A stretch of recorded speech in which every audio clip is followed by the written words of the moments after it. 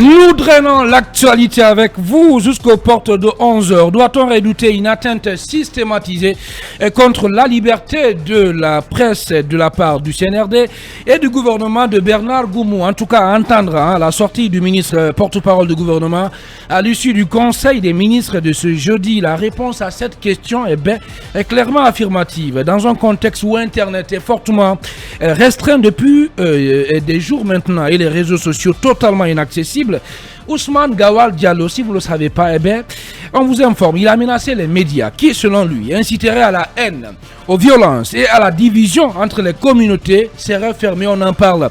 Et dans la deuxième partie de cette émission, à venir aussi, notre invité exceptionnel qui n'est autre que Na Mamoudou Nyalembari, il est le ministre guinéen de l'Agriculture et de l'Élevage. Avec lui, il sera essentiellement question des préparatifs de la campagne agricole 2024. Mais bien avant, on va un peu commenter quand même, bien sûr, le déroulement de ce procès des massacres du 28 septembre au cours de la semaine. Talib Bari qui s'écoule. Et pour la première fois, on a un journaliste qui s'explique à la barre, qui témoigne, qui apporte son témoignage. Oui, donc Mamadi Mansaré, constitué partie civile, qui témoigne, qui en quelque sorte ouvre un peu une brèche par rapport à une catégorie de victimes de ces événements. Parce que Ibrahim Khalil, ces événements se sont déroulés en présence d'une, excusez-moi, passez-moi l'expression, d'une meute de journalistes. Vous le savez, la presse était là au stade et la présence de nombreux journalistes a permis justement de relater des séquences des événements du 28 septembre. Chacun, au sortir de la fournaise, de l'enfer des événements du 28 septembre, s'est attelé à relater ce qu'il a vécu, qui sur les sites internet, qui au niveau des radios, qui au niveau des télés, donc pour justement témoigner de la gravité des événements qui sont déroulés là. Donc c'est tout à fait, en tout cas, à l'honneur de Mamadi Mansaré d'avoir eu le courage d'aller témoigner à ce procès. Et on a vu que voilà, l'une des choses dont beaucoup de journalistes ont été victimes, c'est par exemple le retrait de leurs équipements de travail. Absolument. Il a parlé du cas de Mouktarba et de lui-même, dont la caméra a été retirée, les images effacées parce que forcément il y avait des choses à cacher. Donc c'est à encourager parce que Mamadou, comment dire, qu'est-ce que je l'ai dit, Ibrahim Khalil, c'est important que les gens acceptent de témoigner. Absolument. Parce que ce procès, et vous l'avez compris, d'un témoin à un autre, c'est régulièrement une nouvelle facette des événements qui est ressortie par pratiquement chaque témoin qui passe. Quelqu'un qui y va avec sa femme, après qui ne la retrouve pas, quelqu'un qui appelle son papa et finalement on prend le téléphone, on lui dit que le propriétaire de ce téléphone est décédé, une famille entière qui fait le tour des hôpitaux et des lieux de détention pour retrouver un parent disparu et qui malheureusement jusqu'à date ne retrouve pas donc cette victime. Tout ça, ça témoigne de l'horreur qui s'est déroulé au stade du 28 septembre. Et donc, félicitations Mamadi Mansaré, oui. Et d'autres victimes, journalistes ou non, devraient donc être encouragés à venir continuer à témoigner. Alors, Emmanuel Milimono, on l'a vu en marge de la déposition de Yagouba Bari. Un des avocats de la défense du colonel Pivi a égrené ce qu'il a appelé des irrégularités et dans la constitution de son dossier. Est-ce que vous l'avez suivi? Je pense que cette irrégularité, oui, elle devrait attirer l'attention. Parce que déjà, quand vous parle d'un certificat médical qui a été émis par un hôpital dans lequel la partie civile elle-même reconnaît n'est pas s'être rendue, ça déjà c'est un premier problème. Le deuxième problème, qu'on dise également que le certificat médical date du 24 septembre, c'est un autre problème. Donc je me demande bien entendu comment des erreurs quand même aussi grossières, aussi flagrantes, des documents de ce type ont pu se glisser dans la procédure, mais il est clair que si ces deux éléments sont effectivement avérés, il est clair que c'est une sérieuse faille dans la déposition donc, de cette partie civile. Parce que vous ne pouvez pas présenter un certificat médical qui date du 24 septembre alors que les massacres n'avaient même pas encore eu lieu. Et après, le certificat médical en question est émis par un hôpital dans lequel vous reconnaissez devant la barre que vous ne vous y êtes pas rendu, donc oui, c'est quand même assez problématique. Et ça doit justement, moi je pense que tout cela doit aussi encourager, comme l'a dit Talibé, d'autres personnes qui ont vraiment vécu les faits à venir à la barre témoigner. Je pense que c'est aujourd'hui le plus important. Les avocats et les accusés auront beau batailler, la lumière ne pourra être connue, ne pourra être faite sur l'affaire que si les personnes qui ont vécu vraiment cette journée, que ce soit les témoins, les journalistes, les autres victimes, les parties civiles en tant que telles, que chacun ait le courage de venir témoigner pour qu'on sache réellement la vérité. Parce que plus les témoignages sont concordants vers un fait, plus ça renforce la conviction du tribunal. Donc, d'où la nécessité justement pour toutes les personnes qui ont vécu ces événements de venir en parler, d'aider la nation à comprendre ce qui s'est passé. Alors très rapidement, je vais relayer cette alerte de notre ami Corboya Baldé qui nous dit que voilà que l'émission Mirador subit un petit sabotage, qu'il est difficile de nous écouter. On ne sait pas qu'est-ce qui se passe réellement, mais nos techniciens vont vérifier tout cela dans un instant. Alors Yara Girassi, vous avez aussi suivi ce procès. Qu'est-ce qui vous a marqué? On a vu par exemple que le même jour, c'est-à-dire le jour de la relance de ce procès-là, le décès de l'épouse de Chérif Diaby, ancien ministre de la Santé sous le CNRD, en tout cas est annoncé. Son avocat a demandé sa mise en liberté, mais en vain. Est-ce qu'il ne fallait pas lui donner la possibilité d'aller faire le deuil, de son épouse et revenir et poursuivre bien entendu le procès? Oui, pour une personne normale, on peut penser ainsi parce que c'est très difficile de perdre sa femme qui, pour moi, est une partie intégrante de son mari. Je pense que c'est une période très difficile qu'il est en train de traverser. Mais après, du côté du tribunal, ils ont dû peut-être tirer toutes les conséquences avant de prendre une telle décision. Oui.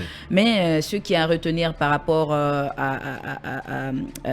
tous ces témoins qui ont défilé à la barre, quand vous prenez tous ceux qui sont passés depuis le début jusqu'à maintenant, en passant par Yagou Babari, Ousmane Kondé et puis Mamadi Mansaré, vous vous rendez compte du caractère inouï de la violence qui a eu lieu au stade du 28 septembre. Vous vous rendez compte que des choses effroyables se sont passées au stade du 28 septembre et je pense que on doit quand même tirer tout cela au clair et amener d'autres personnes aussi à pouvoir faire leur déposition. Nous avons beaucoup de journalistes qui étaient de ce côté, qui ont quand même vécu des choses incroyables que moi-même j'interpelle. J'invite à venir peut-être, pourquoi pas, témoigner dans cette affaire et les autres aussi, que ce soit leader politique, quel qu'en soit le profil de la personne, si elle était au stade du 28 septembre, il faut quand même qu'elle vienne pour justement témoigner dans ce procès parce que l'opinion mérite de savoir ce qui s'est passé ce jour au stade du 28 septembre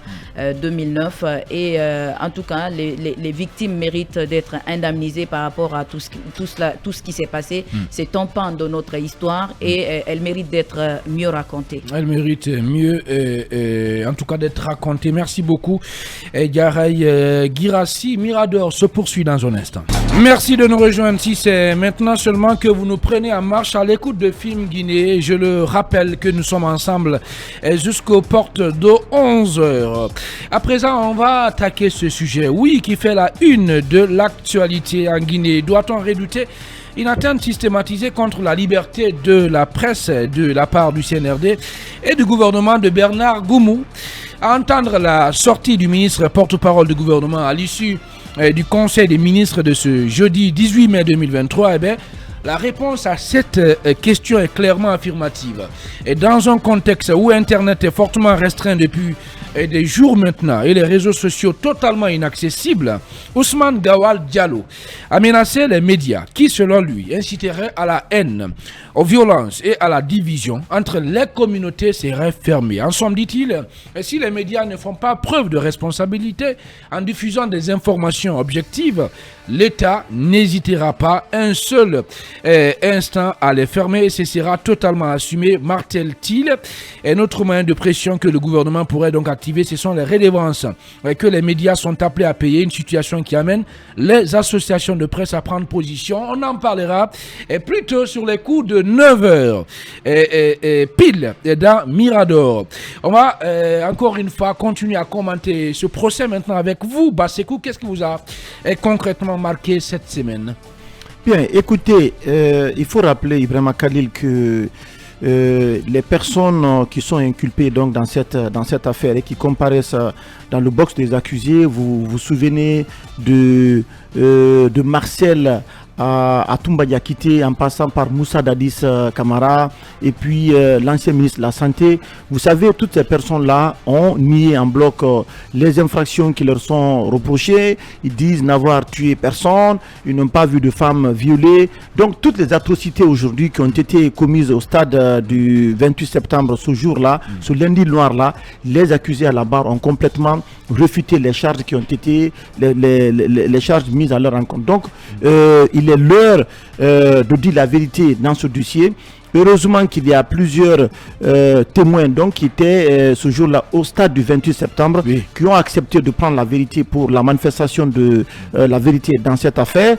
On continue en tout cas de mettre sur la place publique les atrocités, notamment les viols sur les femmes qui sont venues, mais aussi les tueries et puis certains éléments des forces de défense et de sécurité, notamment qui ont ouvert le feu à bout portant, et ces témoignages également de plusieurs leaders politiques qui ont vu des femmes violées, des femmes à moitié nues. C'est extrêmement grave. Bien. Je pense que même dans l'entourage également du stade du 28 septembre, du côté de Duxine, il y a plusieurs familles qui ont reçu des femmes là-bas totalement nues, des femmes, voilà, puisque moi-même j'étais au stade du 28 septembre, le principe voulait logiquement que j'apporte mon témoignage, parce que j'étais jeune reporter en ce moment du côté de la radio Kofi FM. J'ai été déployé par Mohamed Kaba qui était mon rédacteur en chef. Je suis sorti du stade complètement ensanglanté, j'avais laissé tous mes équipements. Eh bien, j'ai grimpé le mur pour me retrouver du côté du Koléa. Ce qui s'est passé ce jour-là,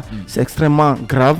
Il faut encourager tout le monde à venir témoigner, à dire ce qui s'est exactement passé, pour permettre aux juges, donc en charge du dossier, de dire la vérité dans cette affaire. Eh bien, on va maintenant parler, bien entendu, du report de la manifestation, plutôt de la manifestation, l'annulation de la manifestation qui était prévue ce jeudi par les forces vives de Guinée. Vous le savez, après l'échec de cette mobilisation, de la mobilisation du mercredi, en tout cas, si on peut parler d'échec, à cause de la réquisition de l'armée par le gouvernement, les forces vives de Guinée ont annoncé l'annulation de la manifestation de protestation contre la junte au pouvoir qui était prévue ce jeudi.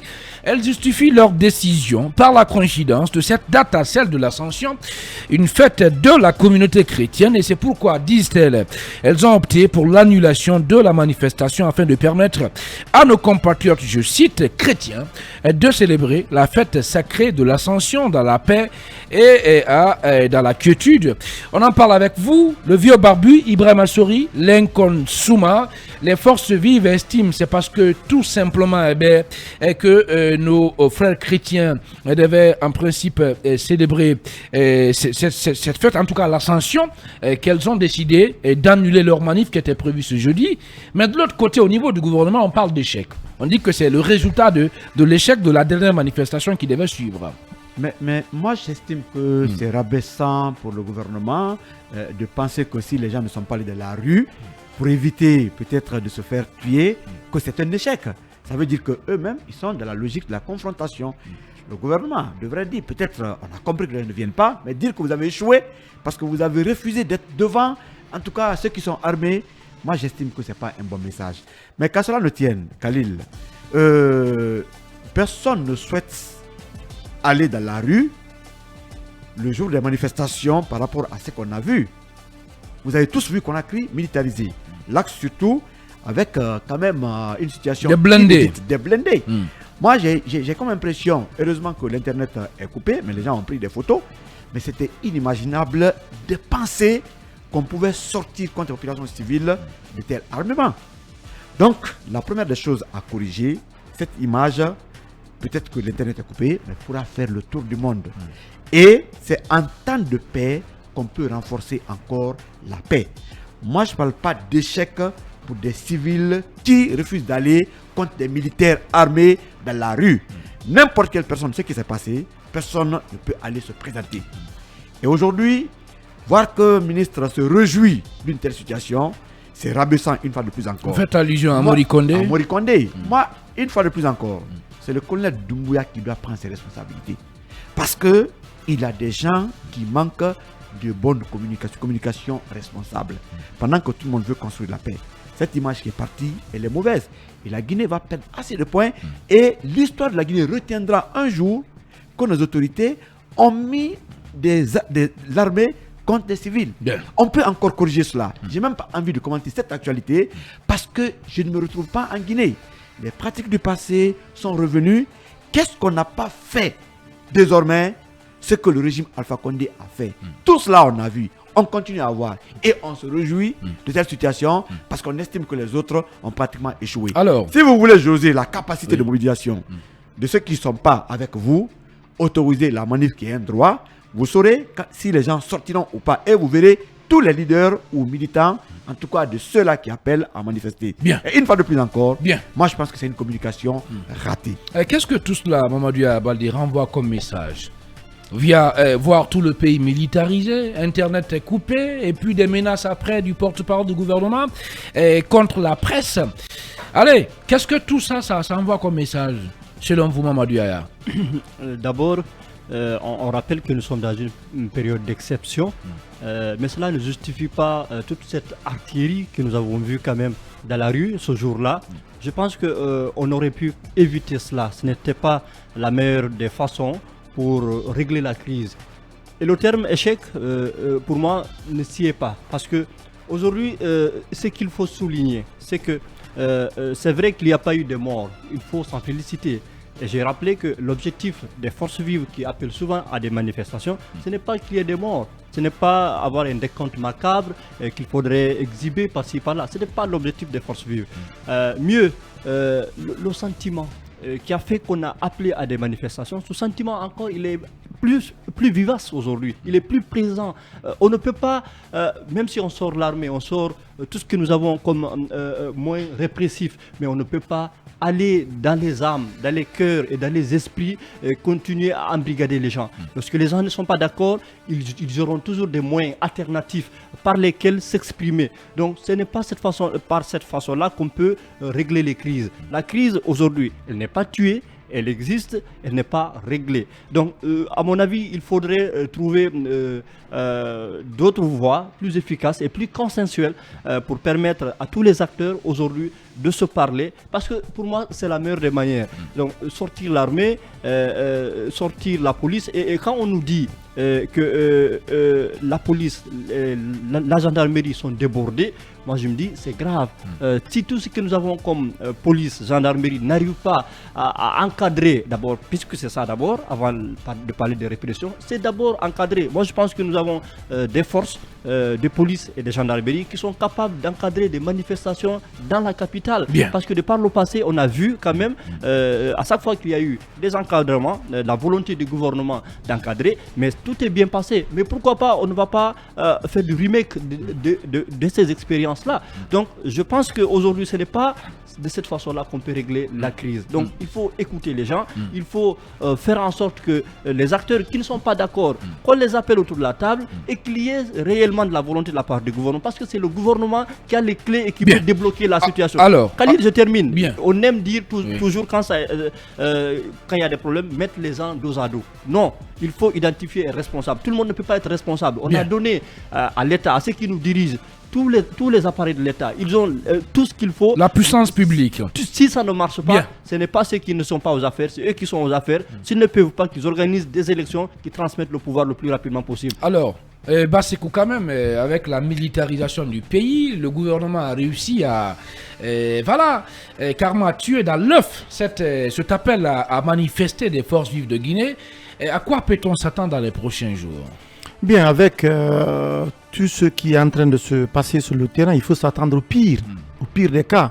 Moi, j'ai la ferme conviction, je le dis et je le réitère, si les manifestations récurrentes qui Oui, mais se de quoi vous soldent... diront que le pire, c'est quand il y a Non, manifestation. attendez, vraiment, Khalil. Oui. En fait, si les manifestations violentes qui se soldent par des cas de mort ne sont pas la solution au problème guinéen, la réquisition de l'armée aussi pour faire face aux manifestations n'est pas aussi la solution au problème guinéen. C'est ça la vérité. C'est-à-dire ni l'un ni l'autre aujourd'hui ne peut constituer la solution au problème, à l'impasse, à la crise que nous sommes en train de traverser.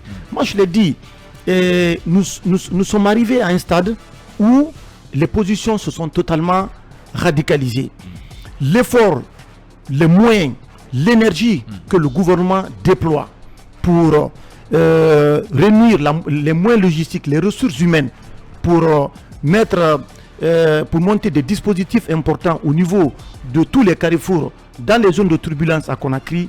Si le gouvernement avait l'intelligence, avait l'initiative de réunir les mêmes moyens pour la promotion du dialogue social et politique dans ce pays, on ne serait pas arrivé aujourd'hui à cette situation. C'est pour cela que moi je dis, Ousmane Gawal, le ministre de l'administration du territoire et de la décentralisation, qui connaissent bien le domaine politique en Guinée, puisque depuis plus de 10 ans, ils ont travaillé, ils connaissent l'actualité, les derniers développements de l'actualité sociopolitique de ce pays. Je pense qu'ils devraient œuvrer auprès du président de la transition, auprès de ses militaires, à renforcer, ils devraient œuvrer à la promotion du dialogue social en Guinée. Moi, je pense sincèrement, ce n'est pas le bon, chemin. Ce n'est pas le bon chemin. Personne n'a gagné aujourd'hui avec vraiment cette image que nous voyons. Chacun doit travailler aujourd'hui à trouver des pistes de solutions. On en parle dans un instant. En attendant, on va partir avec le premier passage de notre écran publicitaire au compte de ce numéro de Mirador. On revient juste après. En attendant, continuer de commenter l'actualité. Tous ces sujets qui font la une de l'actualité, eh bien, on se fera le devoir de les relayer dans la deuxième partie de cette émission. À tout à l'heure.